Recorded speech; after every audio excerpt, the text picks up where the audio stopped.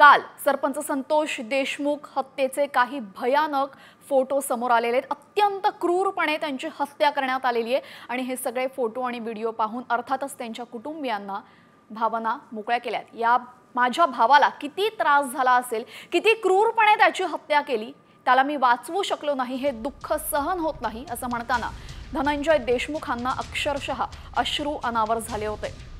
Sarpanch Santosh Deshmukh हत्येचे photo आणि video समोर आल्यानंतर जरांगे पाटलांनी देशमुख कुटुंबियांची भेट घेतली आणि यावेळेस धनंजय देशमुख ढसाढसा रडलेत। दादा किती त्रास झाला माझ्या भावाला, लय जपत होतो त्याला, आई वडिलांपेक्षा जास्त।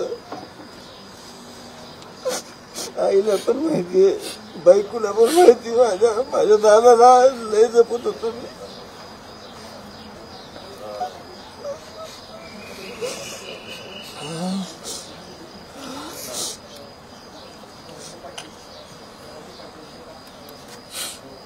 कलम वाढलं काय झालं काय, ह्यांना फाशीची शिक्षा आहे, परंतु ह्यांनी जसं मारलंय, ह्यांनी जसा अन्याय केलाय, तसं यांना जनतेच्या हवाली केलं पाहिजे, जनतेकडे सोडलं पाहिजे। धनंजय मुंडेचा गेम ओव्हर असं बोलतायत, ते आम्हाला माहीत नाही, कळत नाही ते आम्हाला।